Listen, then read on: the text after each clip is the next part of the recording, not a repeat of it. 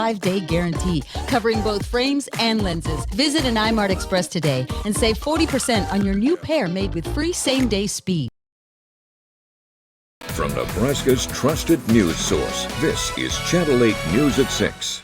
We did 2 x-rays to verify what was in the package. Coming up tonight, the shutdown of portions of 9th Street after Lincoln police received a suspicious package. Plus, how the dry conditions across the state could affect your 4th of July celebrations. You've got to have every farmer and rancher in the state have the ability to connect. But first tonight, how newly approved grants could increase internet access for Nebraskans. Good evening, everyone, and thank you for joining us. The future of broadband is looking bright in Nebraska after several new funding developments. Officials say with state money, federal funds, and a new broadband office, Nebraskans should be looking forward to better internet access all across the state. Channel 8's Matthew Midlighter has the latest details in tonight's top story. The Public Services Commission says they've approved $61 million in grants for broadband in Nebraska. Earlier this week, it was announced that another $405 million of federal funding would also go towards expanding access in the state. That money came from programs within the bipartisan infrastructure bill passed by President Biden in 2021. Cullen Robbins with the Public Services Commission says these new sources of funding are targeted at getting everyone connected over the next few years. It's like any construction project. It definitely takes some time. Deploying broadband is extremely expensive. And so there's never really been enough money to really get broadband everywhere.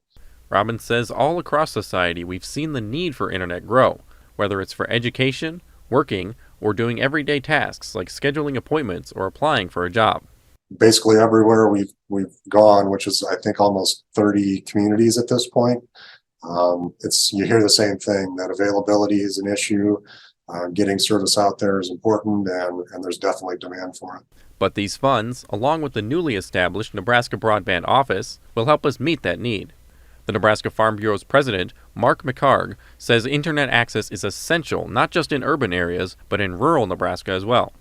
He says closing the coverage gaps for rural farmers will help them to advance the technology they use. Whether it's data collection on combines and planters, drones that survey the land, cattle trackers, or even getting updates on temperature and soil moisture. All these things need internet access. We can actually measure how fast a plant is growing on a daily basis. Personally, on our tractors, if we're not connected either via satellite or broadband, we don't do a lot of the farming operations on our farm. It'd be a standstill. So there's still farmers that can't use the latest technology because they don't have good connectivity. McHarg also says he knows several families who have told him that if rural towns had better internet access, they'd be more likely to live there. Reporting in Lincoln, Matthew Mitleiter, Channel 8 News. In other news now, the Public Services Commission estimates it could take a couple of years to fully integrate the new funding and buildup of the broadband in Nebraska. All right, other news now. If you were hoping to light off fireworks at one of Nebraska's state parks this 4th of July, you might want to change your plans. Nebraska Game and Park says fireworks will only be allowed at Fort Kearney this year, and with some restrictions. The ban includes Branched Oak, Pawnee Lake, Memphis Lake, and Wagon Train Lake.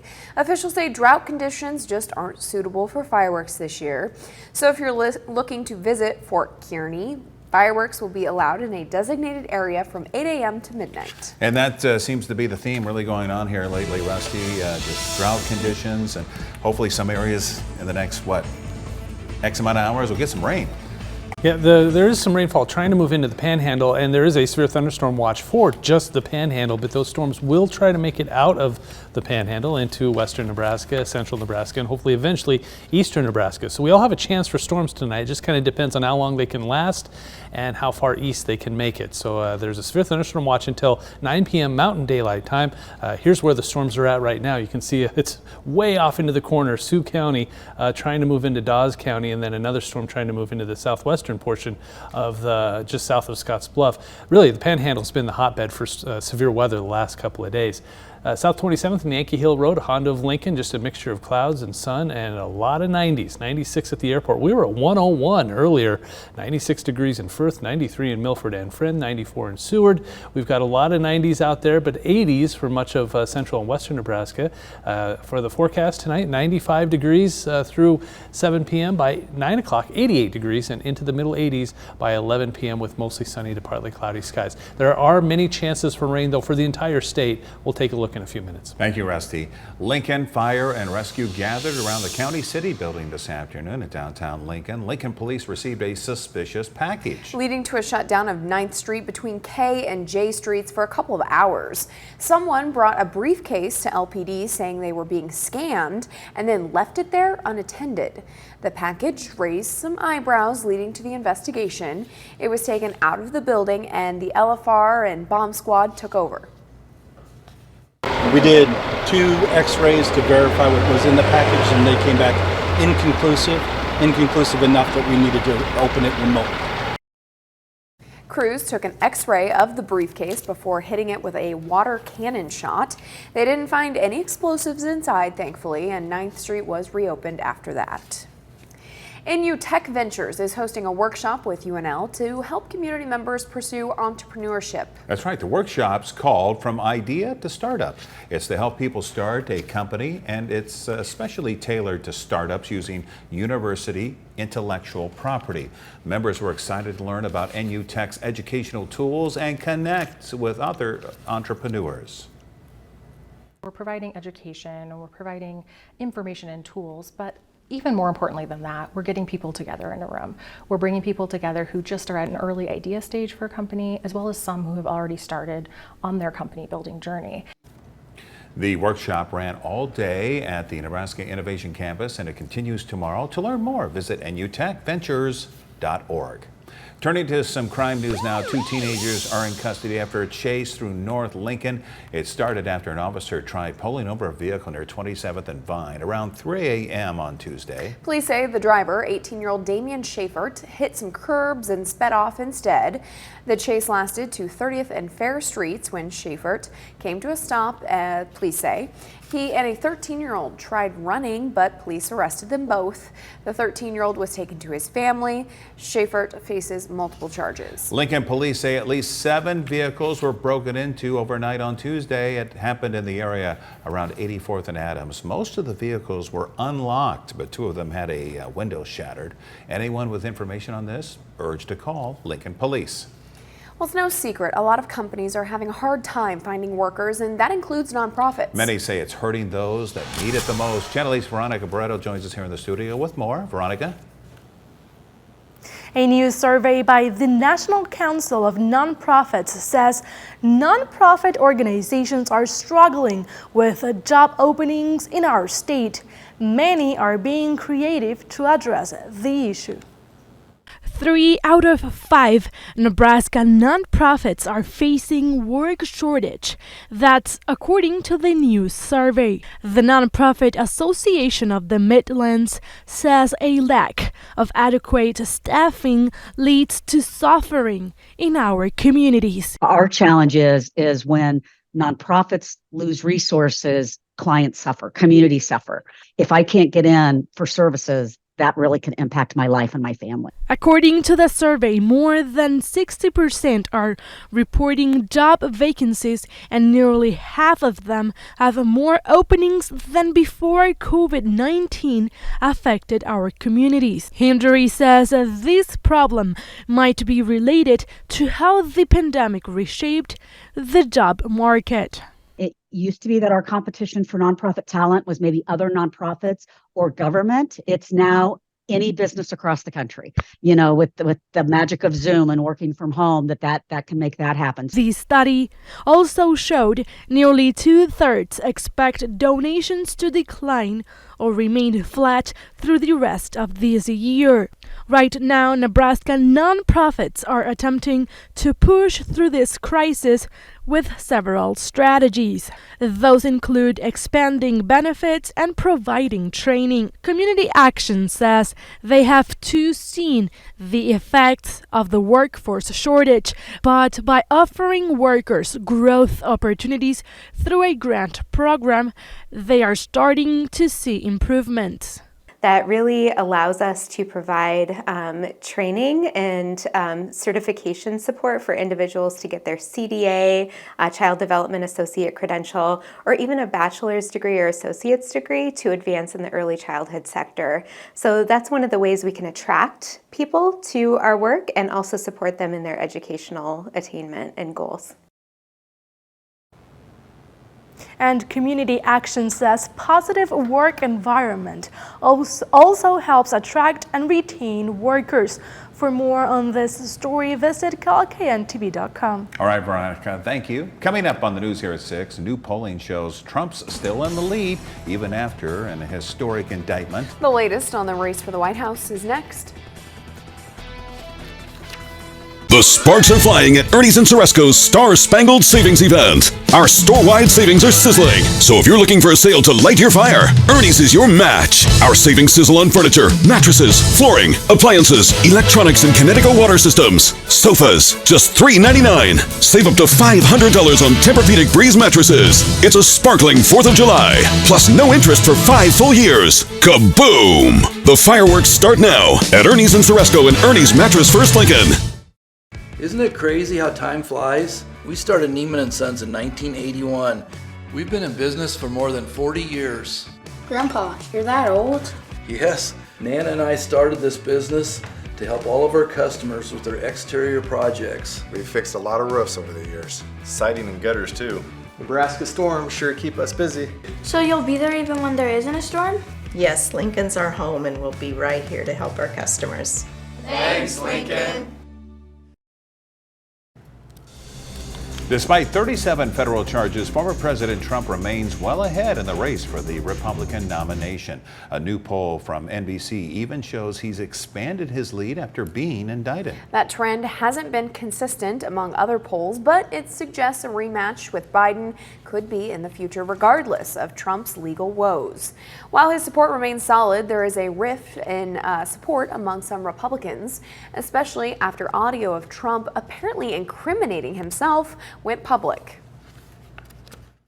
It sounded exactly like I've heard Donald Trump talk in similar settings, and the fact that he really out of his own mouth admitted both to having a classified document, to saying he could have declassified it but did not before he left the White House, and that he still had it.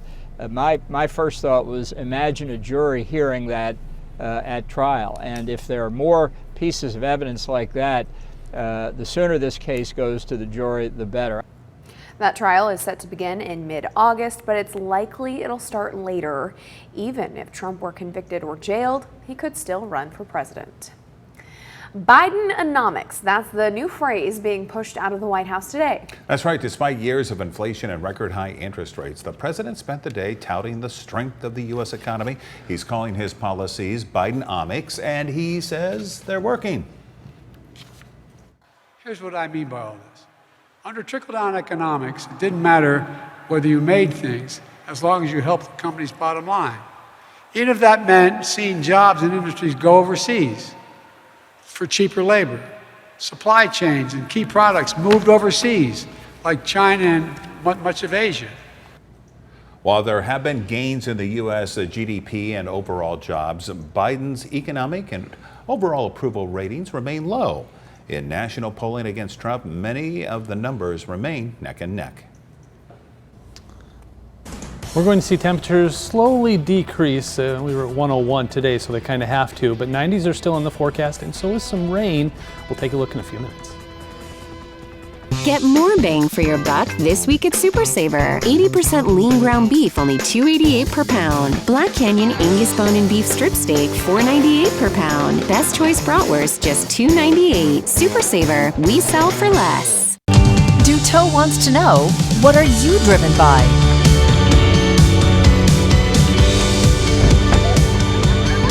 We're driven by chaos. Lots of it. Take up to $7,600 off a new half-ton crew cab when you trade in a qualifying vehicle.